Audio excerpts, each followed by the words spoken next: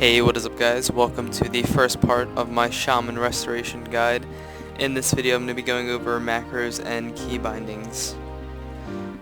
So getting right into the macros here, I use a lot of modifiers just to free up key bindings. Like here I have Magma Totem macro with my Cap Totem. But I'm not going to talk about those too much, I'm just going to talk about the essential macros for Shaman play. So the first one here is a Purge Macro. Hold down shift and you will purge your focus, otherwise it's going to purge your target. I have Dispels for party 1 and party 2, you just change the target to the name of your arena teammate. This is probably one of the first macros that I personally made. This is part 1 of my DPS macro. When I do nothing, it'll flame shock. When I hold down shift, it will lava burst, and when I hold down control, it will drop my fire LA totem. And what I did with this macro is I made it so if you hold control again and you press the keybind, it will pick up your totem. And the reason for this is your fire LA totem keeps you in combat. So the second part of my DPS macro, when you hit nothing, it lightning bolts. When you hit shift, it earth shocks, and when you hit control, it stormlashes. Next up is my NS macro. It stops you from casting, and then it goes, if you have Blood Fury, it pops it, and then it pops NS and Greater Healing Wave. Here I have Wind Shear for Arena 1, 2, and 3.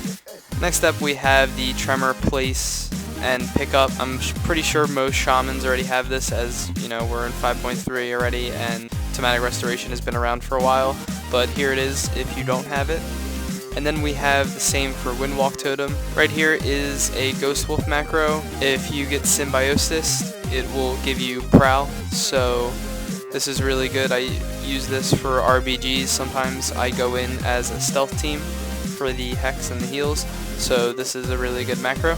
Then I have a Focus Frost Shock. Then I have a Focus Hex macro. What's different from mine than most Focus macros is I actually use shift to cast it on my target rather than on my focus, because most of the time I'm going to be wanting to hex my focus, so it just makes it more convenient for me to hit 5 rather than hit shift 5 when I want to hex my focus. And the same goes for my Wind Shear. And then finally, here is my save macro. It uses my Trinket slot 14, which is my Battle Master. It will cast my Dwarf Racial, and it will use a Health Stone. And here are the key bindings that I use. These are my key bindings without a modifier. As you see, F1 through F3 are my Arena Wind Shears. Then we have my Battle Master as well as my Spirit Link. My 1 is NSG Heal. My 6 is NS Hex. What I try and do is keep my abilities that I use very often more towards my A and D, as those are my strafe keys. Then we have things like Spirit Link and Tide on the outside, but are very accessible still. Although Trinket is a 2-minute cooldown, I still keep it on my Q, as this is my muscle memory from every game that has a Trinket. And that's probably the biggest tip that I have, is throughout any class that you play or any game that you play, try and keep similar abilities on the same button. This way you build a muscle memory so you can react to it as quickly as possible. Here are my shift modifiers that I use. I use some pretty weird key bindings. As you see, shift tilde key is my unleash. The reason that I set this up is because I like to Riptide and then unleash, so it just lets me hit Riptide, then shift tilde, and then I put my unleash up. Now I personally don't recommend putting cooldowns like Tide and Ascendance and Healing Stream on shift modifiers to where you can't see them. If you're going to put them on shift, I suggest having the icon of visible, this way you know the cooldowns.